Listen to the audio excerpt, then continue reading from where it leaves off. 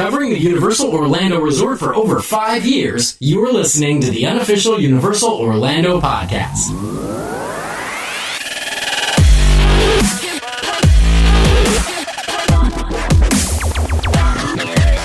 Hey everybody, and welcome to episode 219 of the unofficial Universal Orlando podcast.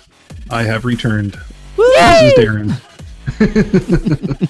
And with me tonight we have Lee. Hello everyone. And Tracy. Hello. Hunter is out with an ear infarction. It's weird, one comes back, the other one disappears. Yeah. Maybe we're the same person. Oh. I was going to say, I've never seen you in the that? same room together, but we have. I thought I was just going to say they've had lovers tiff. Oh, how's everybody doing tonight? Good. Yeah, good. I was just boggled over our listener figures at the moment. Seems we've had a lot more downloads this week than we normally have. So if you're a new listener, welcome aboard. I hope the last one didn't put you off. And if you're robots, 01010111. Because it was weird. It's not weird, it's It was good. a totally off-topic episode. Like, we only really talked for the first 20-25 minutes about Universal, and the rest was just us crap. Well, maybe that's all they want to hear is us talk about crap. I could do that every week. Maybe that's the secret. Maybe. Not so much Universal on your Universal show. Yeah. Yeah. And how are you, Darren? Oh, I'm doing well, very well. Good. Been pretty tired with horror events in general. Halloween Horror Nights, Hollow Scream, Shallow Grave. If you've been listening to Dead Man's Digest, you've heard it all. Yes, we're waiting. We need another Dead Man's Digest because the public are waiting to hear about the repository. Oh yes, Yes. that is actually already been recorded, is being Awesome. edited, and will be out probably the day after this one. I'm guessing. Awesome. Excited. And in other news, we have a special important delivery. Ooh. We do indeed.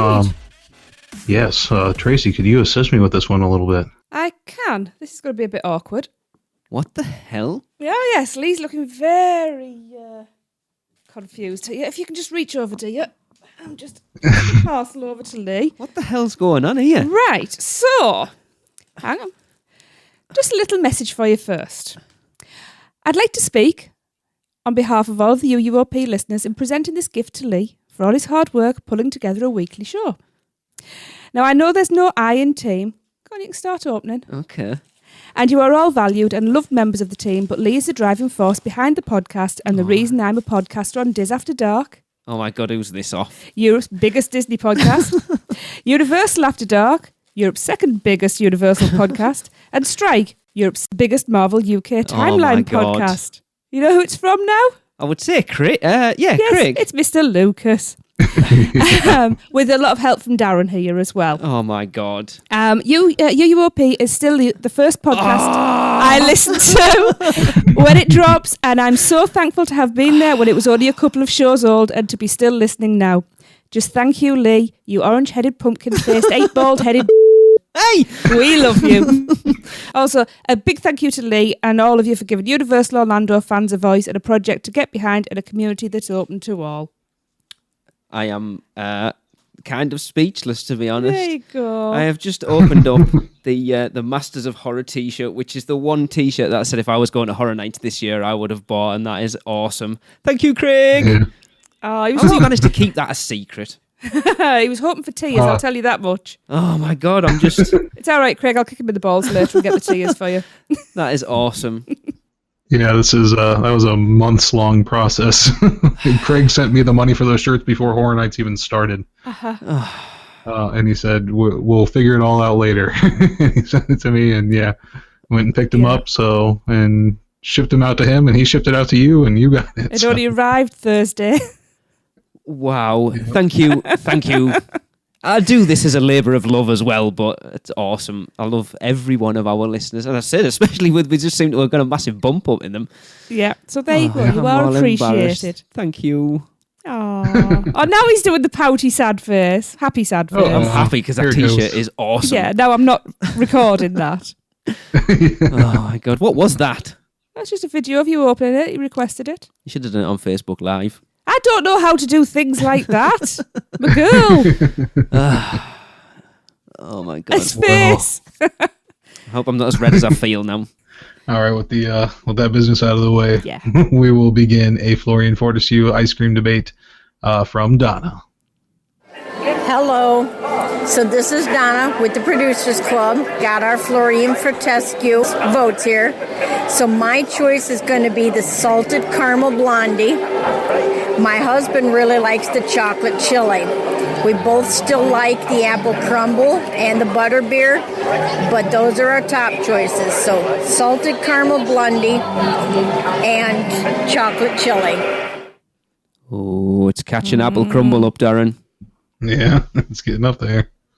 5, 6, 7, 8, 9. I think apple crumble's either 1 or 2 ahead. I can't quite make that out. Oh yeah, get your apple crumble votes in, please. Oh, I've still got that people have sent in at least another 4 or 5 waiting to go up. So we could have a swayed vote at this point.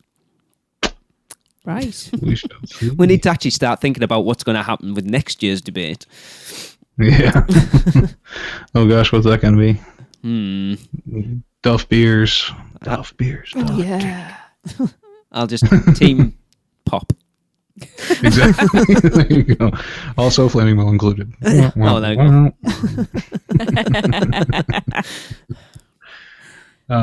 Well, thank you very much for that, Donna. And don't forget, we still want your ice cream debate entries. We do indeed.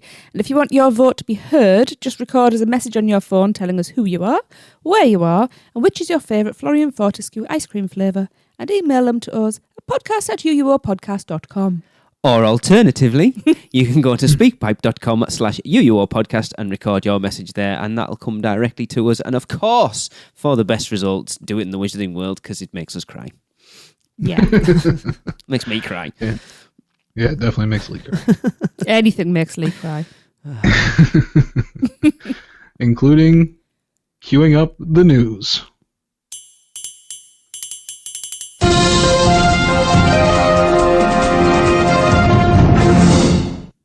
Yes, in case you didn't know, those little tin sounds you hear is Lee crying onto the laptop. And that begins. Well, welcome to the news. And first, we will head over to Seth to hear more of the little things from Universal Orlando. Hi, everyone. This is Seth Kubersky, back with another look at all the little things that are new around the Universal Orlando Resort. We'll start over at Universal Studios Florida, where October is soon coming to an end, which means Dufftoberfest is running out. If you haven't had a chance to try Dufftoberfest beer, which is a special form of Duff beer that is a dark porter, tastes a little bit like the Wizard Brew, also brewed by Florida Beer Company over in the Wizarding World. If you want to try it out by the end of the month, just a reminder that you can get an extra 2 ounces on each refill if you buy a souvenir beer stein from Moe's. Also over in Universal Studios, sad news, turkey legs are no longer available from the snack cart in the New York area near Revenge of the Mummy. If you want turkey legs, you're going to have to go over to Monsters Cafe or another location in the park. Finally, the Transformers gift shop at the exit of the Transformers ride has added custom cell phone cases. You can also find custom cell phone cases in the Men in Black store. Over at Islands of Adventure, I've noticed that the Hulk is now no longer offering a on-ride video. You can still get on-ride photos with your My Universal photo package, but on-ride videos are now only available at Hollywood Rip Ride Rocket. Also in Marvel, the ice shop, Frozen Ice, next to Spider-Man, is down for refurb. No word yet exactly what that's going to look like when it comes back. Could just be cleaning it up. Likewise, the Christmas store in the port of entry at Islands of Adventure is also going through a refurbishment right now. And finally, the biggest little news this time around is that Pteranodon Flyers in Jurassic Park has activated its return time ticket kiosks. These are sort of like fast passes, very similar to those used to enter the Wizarding World on busy days. They're little electronic ATM-style kiosks that dispense a ticket with a return time on it. And that way your kids, if they are in the right height range, can ride Pteranodon Flyers without having to stand in the queue. Your total wait time will probably still be about the same as it was under the standby system, but at least your kids can play in the caves of Camp Jurassic while they're waiting. That's everything for this time. Thanks for listening to this edition of All the Little Things at Universal Orlando. I'm Seth Kubersky from Orlando Weekly and the Unofficial Guides, and I'll see you next time. I've been wondering what that kiosk thing was with Pteranodon flies that people have been posting around for a while was. Yeah. That queue is horrendous. Yeah, well, I've never actually been up there to see it personally, but yeah, it's kind of fun. I think it's funny that one of the smallest, most kind of trivial rides they have there in that whole park is the one that gets the return ticket, timer. Yeah. That's kind of funny to me. But I think we've said it quite a few times on the show. We've only ever done it, I think, twice with the kids, but even with minimal people in that queue, you can still wait 20 minutes, half an easily. hour, because it's such a slow loader. It's not. I wouldn't wait more than 10, 15 minutes for it, really. And that's it as well. Obviously, it's one of those rides that little kids are going to go on who are going to get bored out of the brains. You can give them a chance to go and run around and then come back when your time's up. So I think it makes sense. Exactly. Yeah, and having the Camp Jurassic right there, Yeah, like It's Seth ideal. said, makes a lot of sense for that. So yeah, good. Just Good. keeping the flow going a little bit better, isn't Yeah. it? definitely. And going on to the next bit of news here, and it's on to Horror Nights. Yes, obviously Hurricane Matthew passed through. What is it? Is it 2 weekends ago now at this So, point? 3? Has it been that long? I think it's been 3 actually. Wow. Has it? Oh, Darren, you were I there. don't even remember. Darren survived it. Yes, this is true. Well, Yeah, he I should know was then. They've not got a T-shirt. I survived Hurricane Matthew. But anyway, obviously Halloween Horror Nights was cancelled that weekend at Universal, and they've announced that any Halloween Horror Nights tickets that were purchased and dated for Thursday, October the 6th and Friday, October the 7th will be honoured on any Halloween Horror Nights 26 event night up until, I'll say, the 31st of October at this point, but we might find out something a bit different later. And obviously express passes dated for those 2 days can also be used on any single event night through, again, October 31st. But your express passes, you'll have to go and exchange them at one of the express podiums at Universal Studios Florida or at any guest services locations.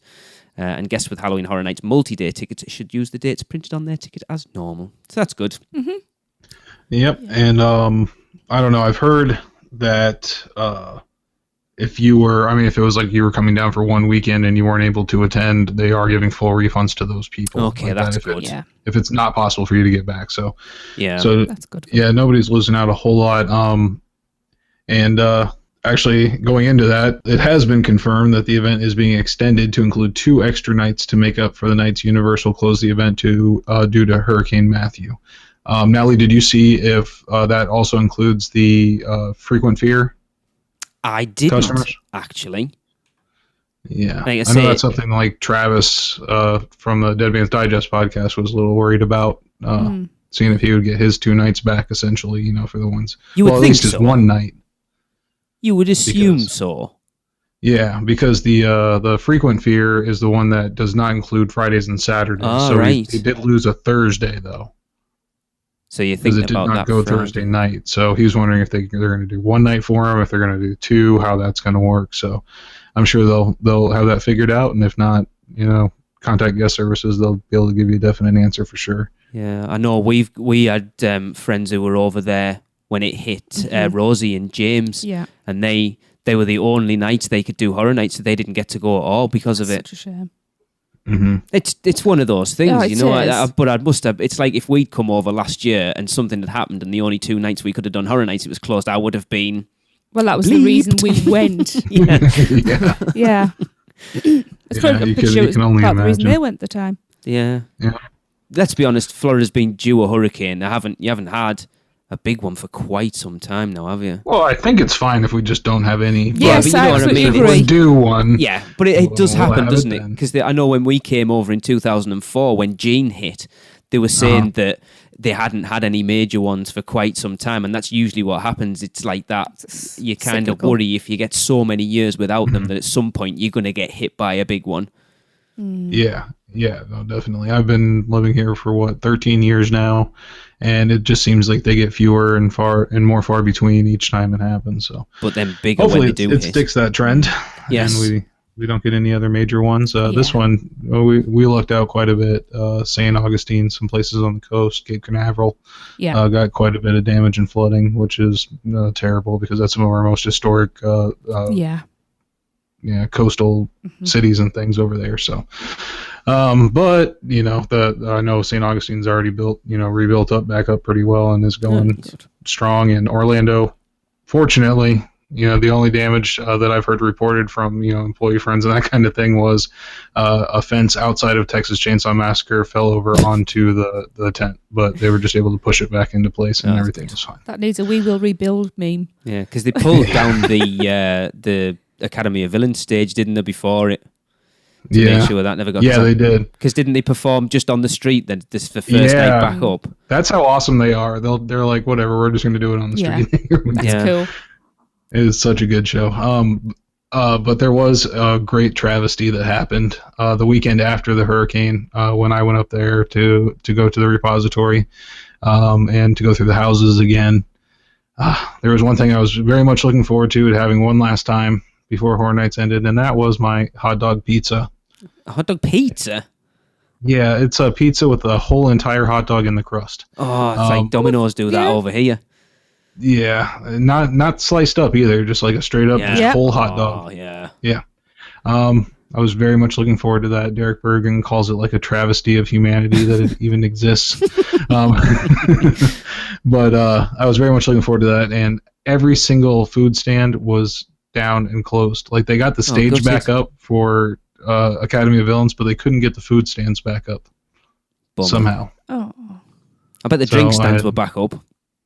Yes, how about that? Yeah, they were definitely not lacking in that department. No. And then only a couple of food locations open, so we just kind of starved through the whole thing until we left. They'd have lost a lot of money over that weekend and the following then if they didn't get the food stands back open. Yeah, you'd think. But anyways, yeah. So that's cool that they are keeping that open for another night. Yeah. I heard the employees got paid anyways during the hurricane time too, which was really awesome of Universal. We're gonna say not every theme park did that. No. But that was just really awesome of them, and then just giving them some employees an extra opportunity to make some more money. During on a seasonal job is just really cool. Yeah. So it works out for everybody. Absolutely.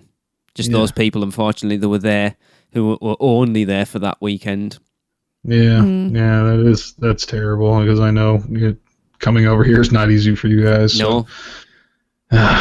That is such a bummer.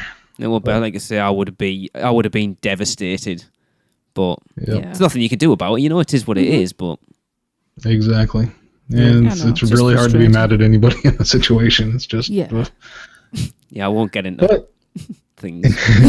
Say be angry at God if you believe in God. Right. No, we're going to cut that. Thank you. Anyway.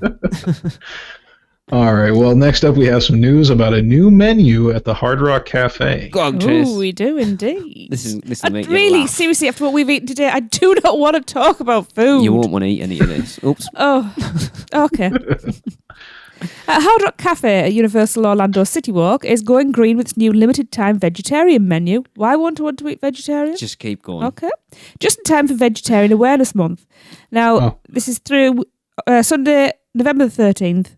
Of this year, obviously. Now, Hard Rock Cafe Orlando will expand its legendary menu offerings and serve up fresh and unique vegetarian-friendly dishes and plant-based beverages, not beverages. There's a state of plant-based beverages. Do we have animal-based beverages? Just keep going. Additionally, many of the items feared. Oh yeah, you're right. Yeah, that's accurate. Right, featured. On the Hard Rock Cafe, I'm not going through that. On the Hard Rock's meatless menu can be prepared to accommodate vegan requirements. But no, this is good. Go on. A full list of offerings includes cauliflower wings. Cauliflower wings? Cauliflower is really cool at the moment. We have cauliflower couscous and cauliflower steaks. But why are they wings? Well, they just chicken dress wings. them up like... They just They dress them up like hot wings, basically. Yeah. All right. Ratatouille flatbread. That's not rat, is it? No. Oh, that sounds nice. I love ratatouille. On a flatbread. a grilled ratatouille wrap. I bet you don't like the next one. Can't even say it. God, I hate fennel. I can taste it. I hate Go on. it so much. Fennel, beet, and orange salad. What's beet? Beetroot. That is very good. That sounds like they just had It's what was left in the ingredients on a cupboard. wall and they Yeah. just threw darts. Well, beetroot and orange goes very well together. Oh, they'd use. It's like sweet and sour. Yeah.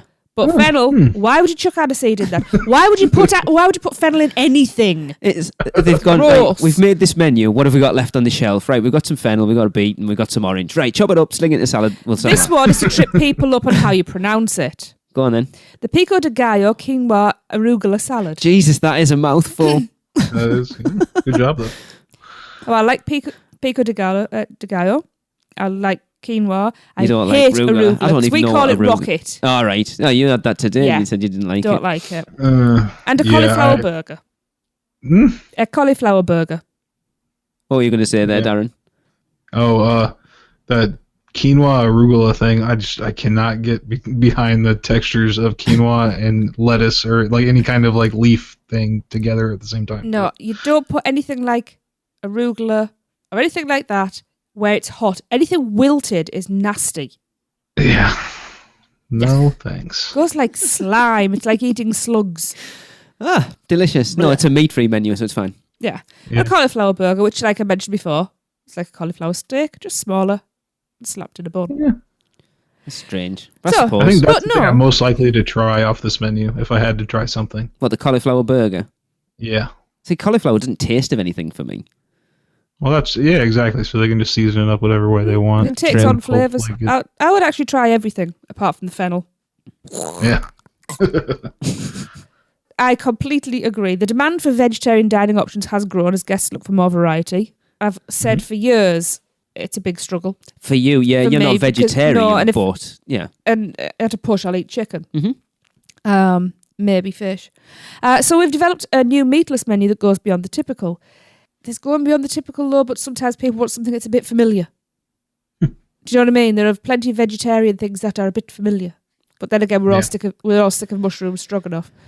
Wait till we Yes, get so to the drinks. Alex, is that Merchant, Senior Director of Marketing for Hard Rock International, said whether it's one of our new vegetarian-friendly salads or my personal favourite, the cauliflower burger, we have something to satisfy our guests' ever-changing cravings. Hard Rock Cafe's new vegetarian menu also features a cocktail that pairs perfectly with vegetarian options as well as alcohol-free offerings, which include... Go on. Okay, I may need alcohol by the end of this. A very vegetini. What's that, a vegetarian martini? I didn't know it wasn't What vegetarian. They put an made it olive or meaty an before? onion in it. I suppose it always was vegetarian. What do I do? Put a drumstick in it.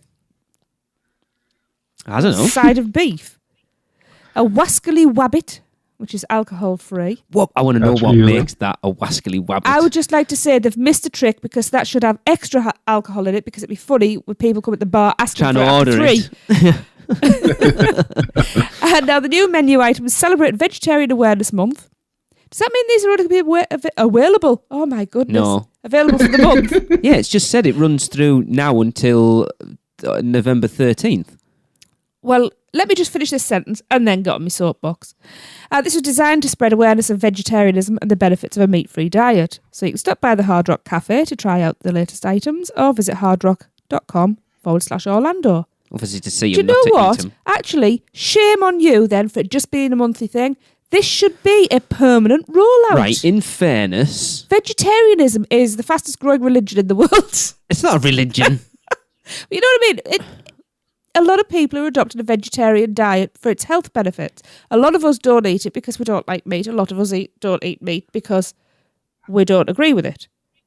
Right? But to just give you that for a month and then take it away, Right. do you know? I know it's I've said Vegetarian this the Awareness same, Month, right, but about Toothsome with their menu. We had this conversation with Hunter the other week that menu is massive. And it might you be a like case chocolate. of they've just slung so much on that menu, see what hits, see what doesn't, and then in 6 months' time, pare it down. This might be a case of let's fling a few things out, see what hits, see what doesn't, and then once Vegetarian Awareness We'll Month add is one. finished, we'll leave the 2, 3 or 4 that are popular on the menu. But you know what? From a vegetarian standpoint, it would be nice to have a whole page of a dozen or more dishes to choose from rather than just, oh, we'll stick a vegetarian starter here, we'll stick a vegetarian entree there. Mm-hmm. It's frustrating and it's hard to get something to eat when you've got a choice of two things and you don't really fancy either. Give us some choice. Make this a permanent thing. No, that's true. You know, Considering in the park, if you want Exactly. something vegetarian, good luck. Yeah, and it's, you don't understand because you eat meatly and you've never had trouble. I'm not bothered. But there's been times when I've just gone, fine, I'll just eat that, or I'll have chicken because I don't actually like the vegetarian dish. It is something You know. I've toyed with the idea of doing on the show for quite some time. I need to find someone. If anybody listening goes to the parks fairly regularly and is a vegan or a vegetarian, would love to have you on the show to sort of talk about how you cope eating in the parks. It is something I would like to do, and it's something... Do you know what, actually? Go to guest services as you pass and just say, we need more vegetarian options, vegan options. Because if they don't know the demand's there, they're not going to do it. But if you've got to look at one of the things that Disney's really, really famous for are their chefs and restaurants catering to people with allergies and vegetarians and stuff like that. That their menu, I think it's getting dumbed down a lot more than it used to be. But their options, they're famous for it. Whereas Universal... In Disney, I've ordered off plan. Off menu before. Had some very interesting conversations with people in the Universal community recently. And one of the things that has come up a lot is that Universal, they've grown very big very quickly and they are still learning to cope with the amount of people they're getting in. Yeah. Disney have had, what are we at now? 40 odd years of... Has they just celebrated the 40th anniversary? Is that Something like right? that, Something yeah. like that. So they've had a long time to get used to people coming in and out and all the dietary requirements and all that malarkey. Universal have got where they are very quickly, and they're still learning day by day to cope with the influx of people that they've got coming in. So they're still finding the feet. I think that's a weak excuse. No, I think it's true. Because from the get-go, there should have been catering to everybody. If you were saying it was things like people Vegetarians weren't around in 1990. They didn't exist. There were the hippies that I don't skip eat meat. past that. It's true. I could understand now if they were struggling with people with paleo diets and gluten-free diets and all these other ones that are now becoming the norm. I could understand if you were saying they're going to struggle with that, but vegetarianism has been around for a lot longer than the 90s, Yeah, dear. but not as widely as it is now. I think you'd be surprised. No, it's not. And Okay. theme parks have always been notorious for... Right, vegetarians unite. Let's let Lee know just how many of us there Don't are. bother. Can we move on, please? Before I put my foot in my mouth. Yeah, that's not vegetarian. Well, obviously not. It's got meat on it. All right, well, let's go ahead and step lightly over to another Autism at the Park with Maureen from Universal Studios Florida. Hi, this is Maureen Deal with Autism at the Parks, and I'm reporting from Universal Orlando Resort for the unofficial Universal Orlando podcast. And today I'm at Universal Studios Florida, standing outside the Revenge of the Mummy attraction. And this is a thrilling high-speed coaster, and it's highly recommended by most coaster enthusiasts. And its requirements are that guests must be 48 inches tall in order to ride the attraction. The ride employs safety restraints which may not accommodate certain people due to the body shape and size, so please check out the test seat in front of the attraction. In addition, all loose items are required to be in a locker, and the lockers are available right before you enter the attraction out in the front. Those guests who are using wheelchairs, according to the rider's guide, there are several vehicles on this attraction that have been modified to aid you with your transfer from your wheelchair to the ride. And please see an attendant for assistance if you need that. And this has been Maureen Deal for the unofficial Universal Orlando podcast, signing off from Universal Studios Florida. And could somebody please get me some coffee? Awesome. Oh, great. Thank you very much for that, Maureen. And, hey, let's go rehash this topic again. Are you thinking of sampling the new meat-free Hard Rock menu? or not. Any menu, really? Just okay. Then contact Fairy Godmother Travel to book your next vacation. Yes, Fairy Godmother Travel can take care of all your Universal Orlando vacation needs at no extra cost to you. And if you're planning to visit Disney, they can help with that too, because they are authorised Disney vacation planners. Yep, you can contact them today by phone on 832-284-4002 or toll free at 888-939-642-539 or go to fairygodmothertravel.com. And please let them know that you heard about them because of the UUOP, because every referral made through us helps us continue to bring you the best weekly Universal Orlando podcast. Yep, Universal shared an interesting post on their blog. What's going on tonight? No one can talk. We were all right. We were fine before we went vegetarian. Yeah. Yeah, Universal shared an interesting post on their blog recently, and we thought we'd bring it to your attention, and that is the ability to send actual mail from Hogsmeade with an official Hogsmeade postmark on it. Yeah, I'm sure people... Been able to do this. Yeah, but I don't think opened. people... I think it's still one of those hidden people don't gems know, that yeah. people don't necessarily know about. Didn't we get a postcard sent? Casgrave, Casgrave, yeah, years ago. I've still got like it. episode 7. Yeah, we still have it, Kaz. Yeah, that was a long time ago. Mm-hmm. But yeah, you know, the hidden gem, as it is, that Yeah, they I'm with posted you. is the Owl Post. Sorry, I misheard. I thought it was being...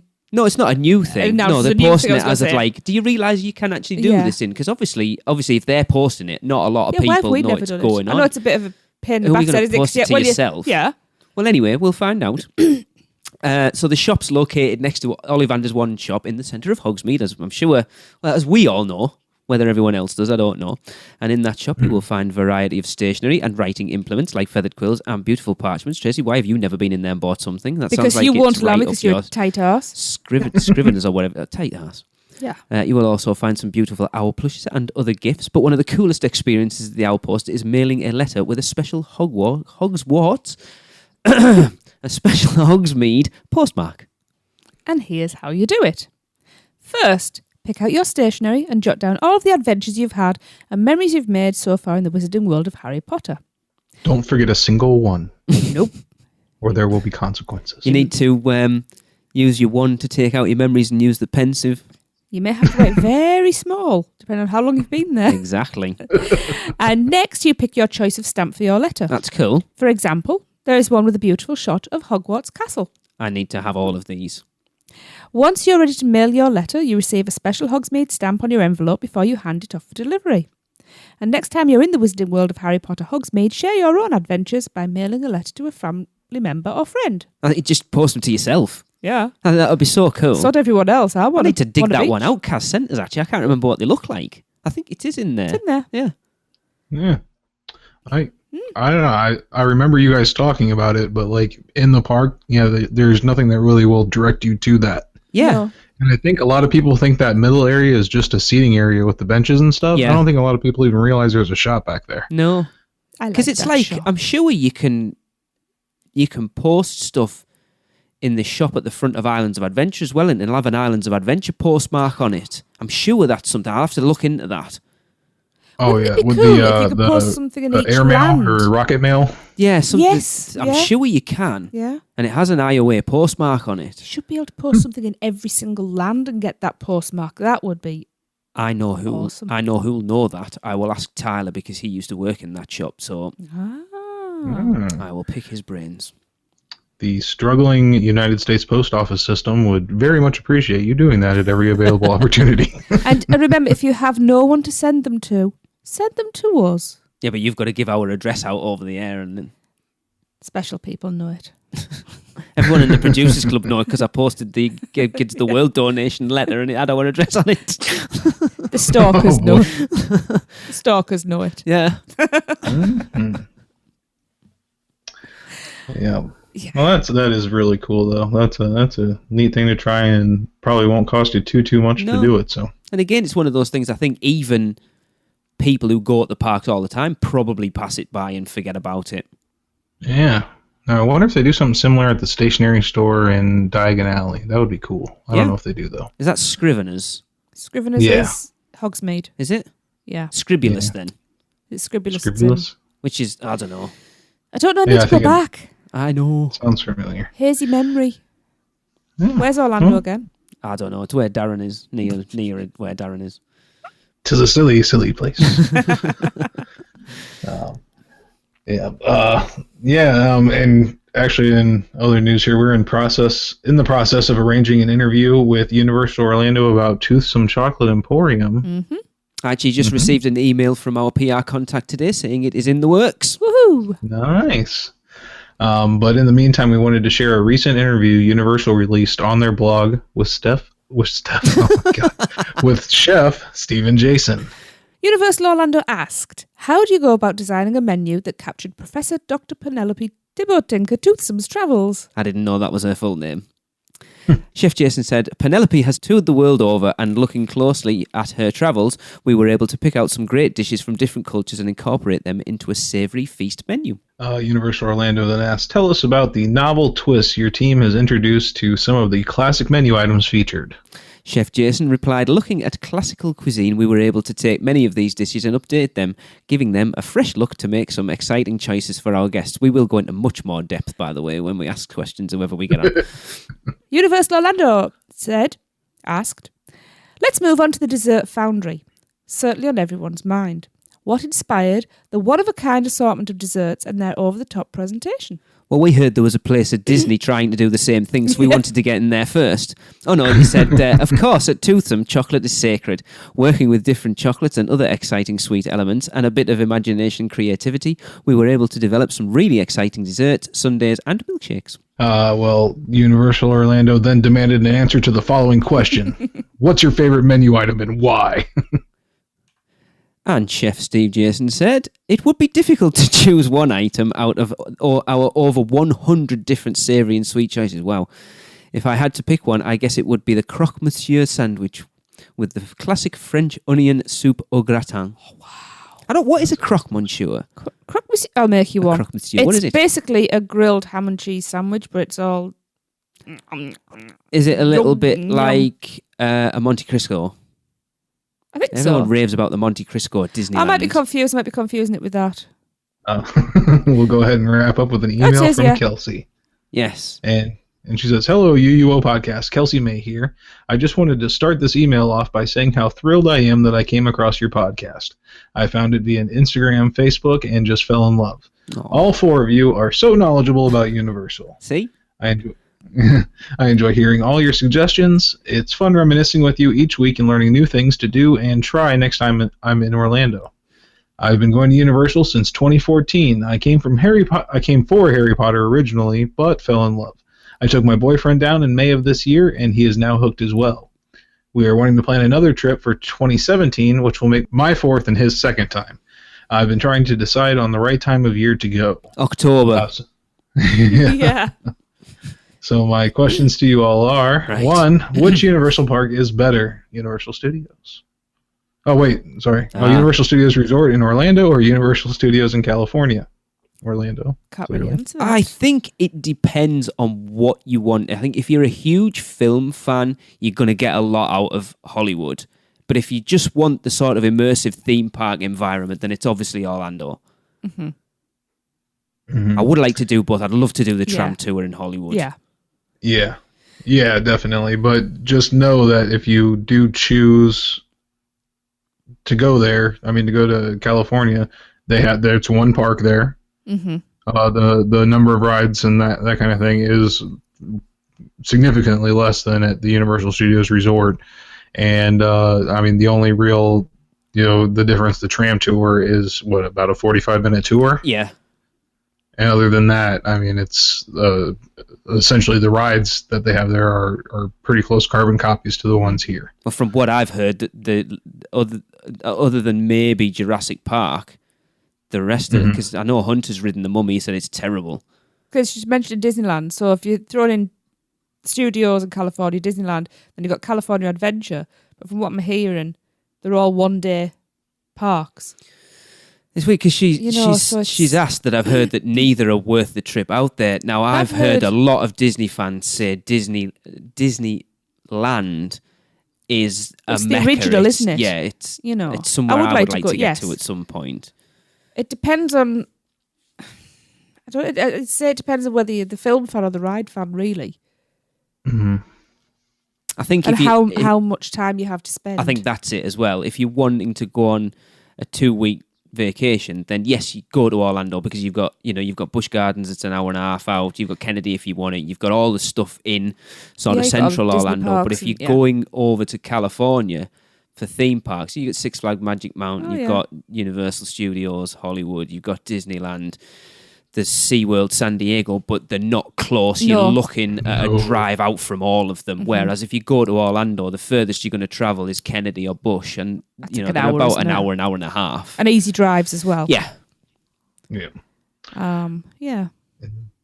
So I mean, it's iffy. And then the other big thing is Disneyland. Like Disneyland is smaller than like the Magic Kingdom on our side over here, but it has the distinction of being the original. Yeah. You know, Walt set foot if in that you're park. into if you're in the history of Disney and seeing, the original, if you want to walk where Walt walked, that's where you're going to be able to do it. So.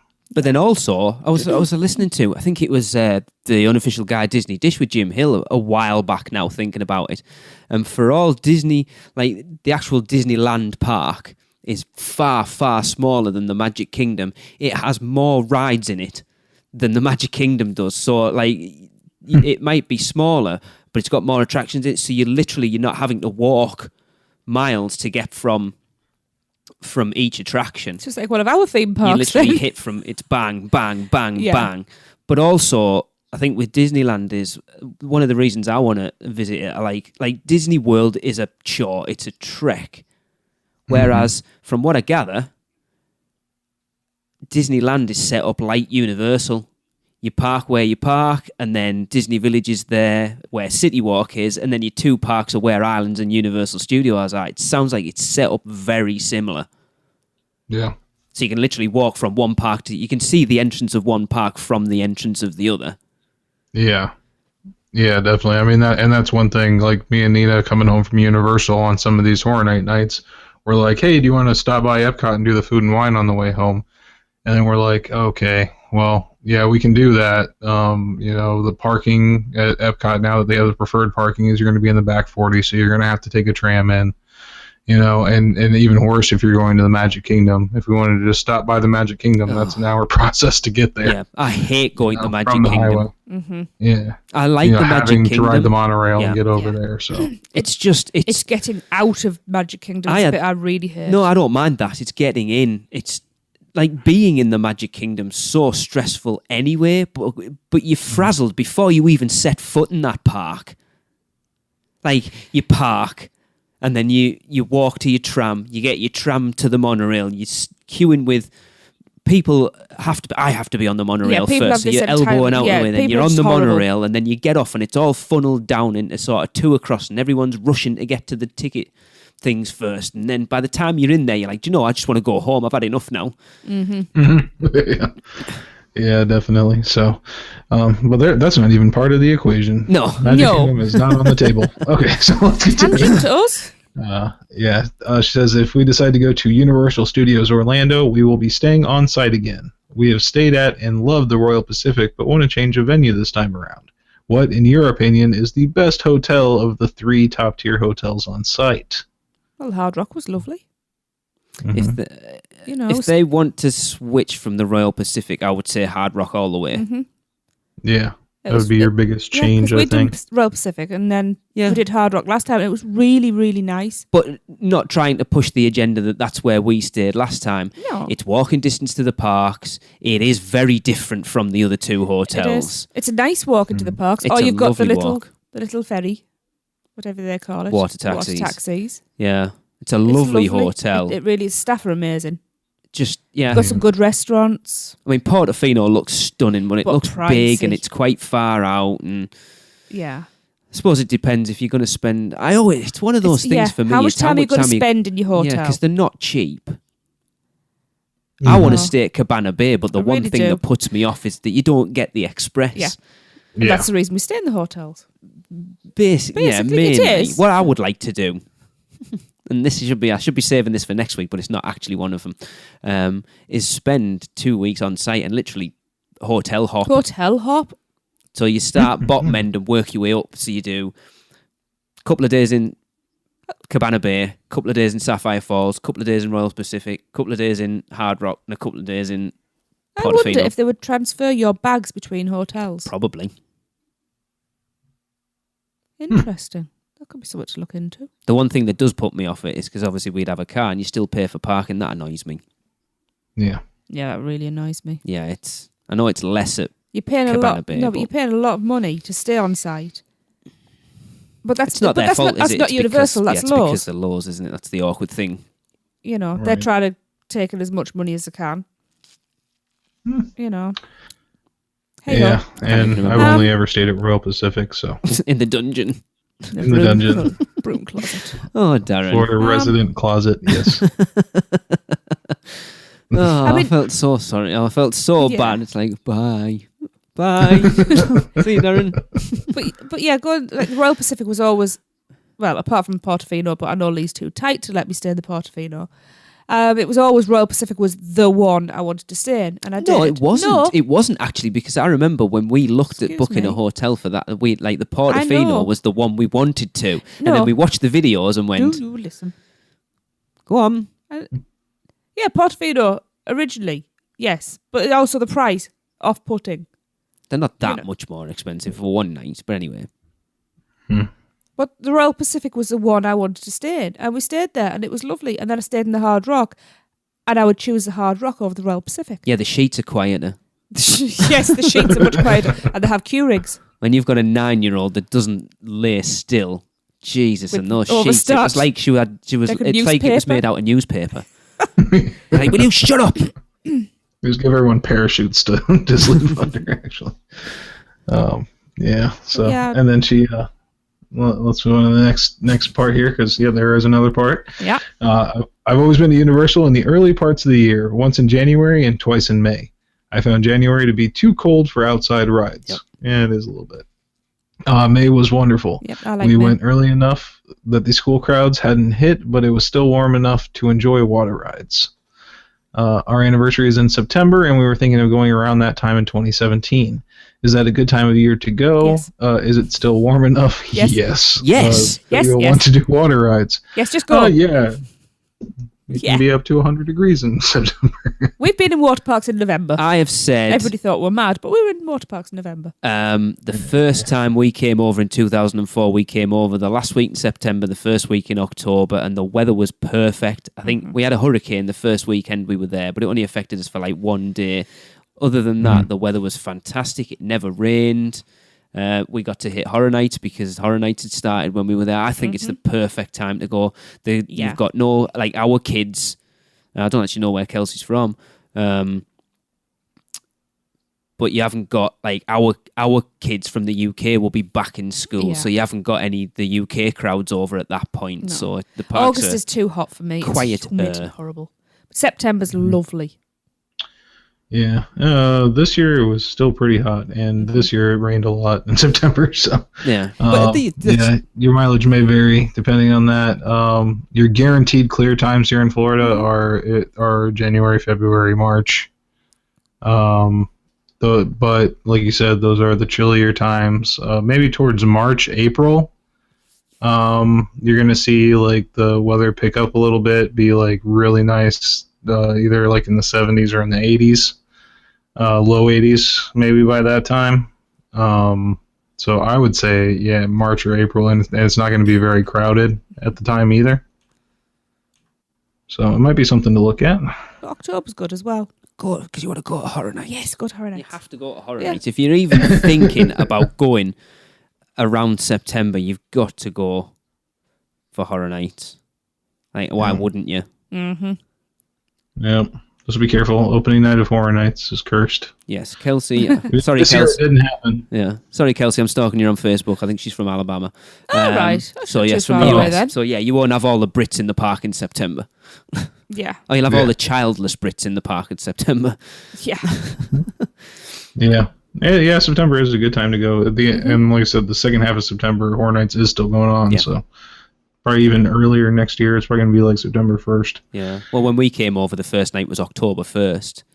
Yeah. And put it this Yeah, way, and this year was the 16th. yeah, So we were at Horror Nights the opening night, And we stayed there till 1 o'clock, and the pair of us were more than comfortable in shorts and t-shirts at 1 o'clock in the morning. Yeah.